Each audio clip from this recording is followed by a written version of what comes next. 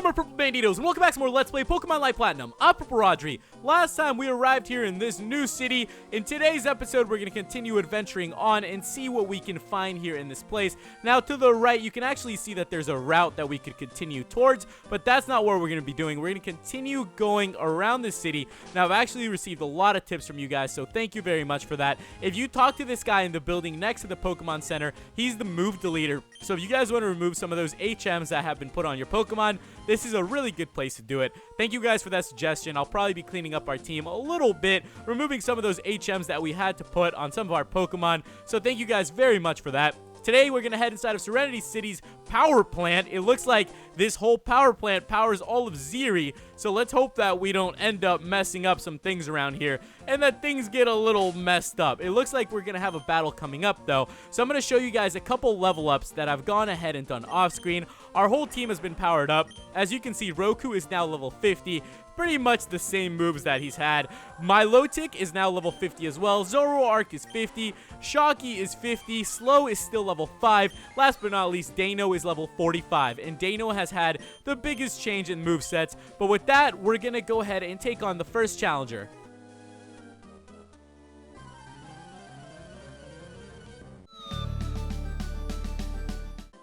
Pretty simple, but now that our team's a little bit stronger, we should have a better mix going in. I like the fact that Dano got trained up pretty quickly, so we'll be able to use it in the coming adventure and the coming routes, which will be pretty cool. We obtained TM25, though. Let me go ahead and actually check what this TM is. I think it's Thunder something, if I'm correct. I'm not too sure.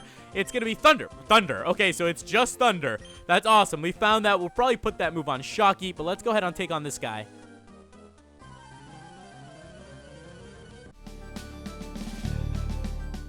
Okay, so there we have it. I'm surprised there are actually this many battles here. I think we're going to have one more, though. So let's take this guy on, too.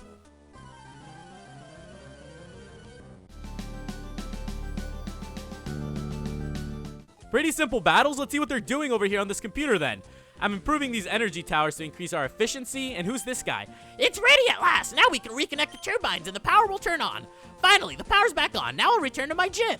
Hey, you okay? I was just working to restore the power. Who is this guy? In the power plant. I'm Rayner, the gym leader of Serenity City. Now that power's back on, I'll return to my gym. So with that, guys, now we finally have access to the gym here in Serenity City. So let's go ahead and actually prepare to go there. It's kind of nice seeing a gym leader actually doing some work in this place. If it was like Brock, he just packed up his bags and he's like, all right, see you guys later. I'm going to head out of Pewter City and just, you know, continue my adventure with my good old buddy Ash. But I guess at least one trainer around here cares about his people, cares about what they're doing. Let me go ahead and actually heal up our Pokemon, though, before we go any further. I'm feeling pretty good, and I think our team's going to do really well. You know what I'm saying? I have 5 badges ready to go here, Nurse Joy, and I mean, we're only 3 away. If you think, you know, that's pretty cool, that's not cool. There's a couple people that already have all 8 badges. That's good to know. All right, so we were a little bit behind, then. We got to go ahead and catch up on these badges so we can actually make it to the Elite Four. Today, we're going to be heading inside of Serenity City's gym, taking on its leader, Rayner,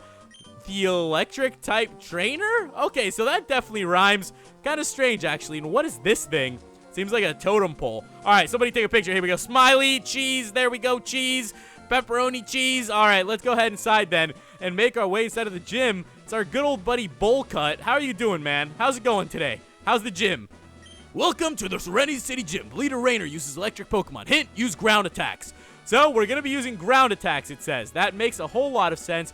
This gym is actually very reminiscent of Lieutenant Surge's. It looks like they're going to have a bunch of switches, and we're going to have to activate them to make our way through these electric gates. That's actually pretty simple, but let's get on going. Let's get this first battle on its way. I'm actually feeling pretty good going to this gym. I think we're going to have a pretty fun time. I know that Dano will be evolving very soon, but I wanted to talk to you guys about this. We're probably going to have to figure out rather soonish what we want to do with Slow. So I've had a lot of suggestions and comments from you guys telling me what I should evolve it into. I have a lot of people telling me that we should do Leafeon, so we need to find a Leaf Stone for that. And the problem with all of this is that I really have no idea when or where we are going to find these stones. So we're here in the 6th gym already, which, you know, it's pretty far into the game. We have yet to find a Leaf Stone. the Ice Stone thing to evolve slow. There's a bunch of different evolutions we could put into this Pokemon, and it's going to be difficult to find, where exactly to evolve it. So for those of you guys that have already played through the game quite a bit, please let me know. Now, another thing I'm going to do is the TM Earthquake we previously found, I'm going to go ahead and teach it to Roku. I don't know why I hadn't taught it to it beforehand. I knew I thought about it. I guess I just didn't do it. I'm going to go get rid of Scratch, and then we'll be able to continue on there. With that, we got rid of Scratch, and we're able to continue on here in our adventure. So now that we have Earthquake, we're going to save the Earthquake since it's only like, I think 10 or 15 Earthquakes that it allows us to use. We're going to save them for the most dangerous Pokemon, the ones that are absolutely really terrifying. So just keep an eye out for that. That's the ones we're going to be using Earthquake on. Other than that, we're going to try to save them for the Gym Leader, to get up there. Also, now that we're really trained up, you can actually see that we still have a good level advantage on these Pokemon, but we're finally at a point where it's actually safe for us to train up to this, because I believe that the Gym Leader is actually going to have Pokemon around our levels, which is going to be great. I didn't want to like completely blow our Pokemon out of proportion and really, train them too much, but I did want to give them a good balance, because we have been going through some really tough routes, and we've been struggling going through them. So I wanted to make sure that our team was actually going to be, pretty good and pretty ready for anything that's coming, because I think these routes are just going to keep getting longer. I honestly don't know if they're going to, but hopefully, our team will be prepared to do that. Hopefully, Dano will be evolving soon, too. We're getting a bunch of XP, though. That's good. Who's coming out? Pachirisu. Now, this is actually a very intimidating Pokemon, guys. This is a very intimidating Pokemon here. Not completely as intimidating as I thought it would be, but a scary one. Remember, we're going to save the Earthquakes for those very scary Pokemon. So let me go ahead and actually... Yeah, I think we're good. I'm just going to keep out Roku for now. We'll be able to keep it going. We're doing really good in this gym, too. Like, this should be one of the easiest gyms for us to go up against. I don't feel like electric-type gyms are honestly that difficult, so I think we'll be pretty good. All right, let's go ahead and knock that out then. We gained a bunch of XP. We defeated Minor Carlos. It's kind of strange to think about. Where the heck do they get these guys to work for them in their gym? Are these like volunteers? Are these guys getting like community service hours? Do they just really, want to help out the gym and train up their Pokemon here and battle the random trainers that come throughout it? Did they go out of their way, make a whole little resume, apply to be a Pokemon Gym Leader assistant? Or how does that work? Are they like a vice presidential gym leader? I don't know how this whole thing works, but we're going to use Earthquake on this Shinx. Shinx seems to be the scariest Pokemon we've had the chance to go up against, so let's go ahead and knock it out. With that, guys, Shinx has gone down. This thing was absolutely terrifying. It was a monster of a Pokemon. We don't want to go up against Pokemon like that. Those things are absolutely scary. Last but not least, it's a Purugly. Purugly's fine. Not as terrifying as some of the Pokemon like the Shinx. Shinx is really scary. That is one of the ones we have to use Earthquake on. That Pokemon could probably knock out our whole team in one sweep. So, we don't want to mess around with that one. We gained some XP. And let's keep on going, though. Have you guys ever thought, though, how lazy some of these gym leaders are? The fact that they get like 4 or 5 trainers to pretty much weaken you down before you get to the actual gym leader, it just goes to show maybe these gym leaders are a little bit scared in some way, and they're just like, all right, guys, my gym leader assistants weaken down all the trainers coming through here and make sure they come in really, really weak with all their moves used up by the time they get to me, so I have an easy battle. That just kind of seems like something that they're doing. Whoa, wow, Jolteon. Okay, let's go ahead and actually knock this out. I'm kind of surprised. Why is there a scientist in here? I don't know. I could understand like an engineer. Even the miner. Why is there a miner inside of the electric type gym? That doesn't make sense. You'd think the miner would have like ground type Pokemon, so it'd be like the opposite. Sometimes these things don't make sense. We went ahead and took down the scientist though. Don't know what he's doing here. It looks like we're going to have one more battle to go, though. This might be the last one. I think this is the last one before we get to the gym leader, though. So let's cross our fingers that we can actually get to the gym leader without having took too much damage like he wanted us to. These gym leaders, man, they're sleazy. They really want us to just, be as weak as possible going into them. We're going to use an Earthquake on the Ampharos, though. You know what? That thing's a little bit intimidating. I don't know what it's got going on with these red orbs. Plus, I want to make sure we speed through this and get to the gym leader. That's the battle we've been waiting for. I'm actually excited to see what Pokemon he's going to have. So far, the Pokemon that have been coming at us have been pretty diverse. It's been a little bit different, a couple generations here and there, and the gym leaders have been mixing it up quite a bit. What I would like to see, though, in future games, I don't think it's something that can be done now. I don't know, maybe it can. It's just, you know, switching out a Pokemon and just strategies, different strategies that the computers use. I think that would be really cool if eventually the computers start using, like, you know, setting up Pokemon and baton toss and all these crazy things and swapping Pokemon here and there, taking damage, all those crazy sorts of things. I think those would be really, really cool to see. I don't know if the computers still do those now in the regular games. I don't think they do. Earthquake time! Earthquake time! Pachirisu, that one looks scary. Something about that one.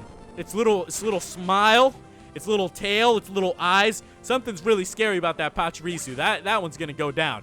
Don't mess around with that, guys. The Pachirisu and the Shinxes, they're really scary. Last but not least, it's an Electivuzz. Electivuzz, yeah, looks like a lovely fella. Looks like a decent fella. I don't know. Looks decent. I'm gonna go for a Lava Surf. He doesn't look that scary.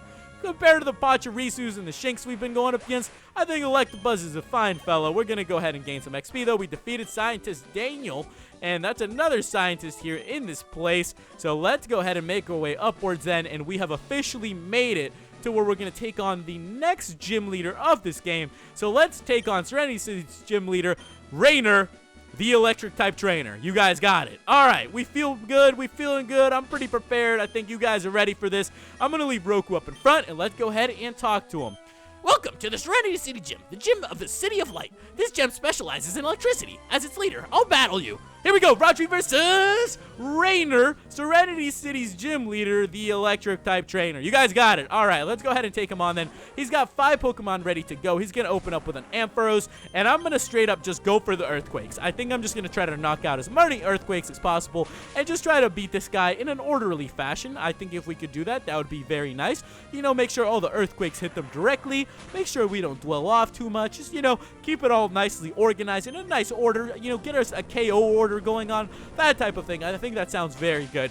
You know, another thing I've been thinking about, we've been using a lot of Lava Surf and Earthquake, right? Those are pretty much the 2 moves that we use the most on Roku.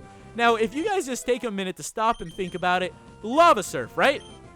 What exactly is it? You're surfing on lava. Now, it makes sense that we were using it in a volcano. We were surfing on lava that was inside a volcano. But what about inside of a gym? What exactly are we surfing on top of? Doesn't make sense. I don't see any lava in this gym, so how can we use that move? Are we surfing on top of the Pokemon? Are we like standing on top of them and acting like we're surfing and then somehow taking them down? I don't know how that works. It's a little food for thought there. Lava Surf doesn't really make that much sense. I don't know. Maybe we're creating our own lava, but then if we were doing that, why would we have to surf lava in volcanoes? Another move, Earthquake. Why in your right mind would you ever use Earthquake inside of a building? I don't know. Connect dots here. You know, 1 for 1. You do not use Earthquake inside of a building. You take the building going down, your Pokemon collapse, everybody goes crazy. Doesn't make very much sense. I don't know what these Pokemon trainers are doing, using all these ridiculous moves inside of the gym. But hey, you know, to each their own, I suppose. And if that's what they want to do and they want to destroy all these gym leaders' hard work in their fields and their gym arenas and everything, I guess that's just something that they're going to have to do.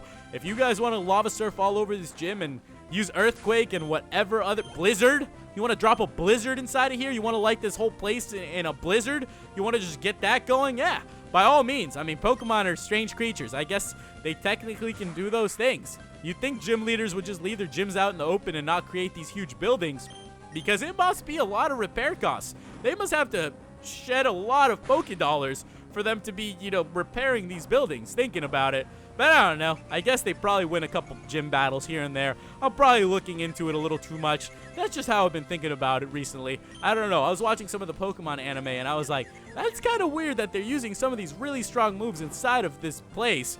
You know, this could probably cause some serious damage, not just to the Pokemon or the people around, but the building in general. Just, you know, doesn't make that much sense. With that, Luxray is Luxray the strongest Pokemon?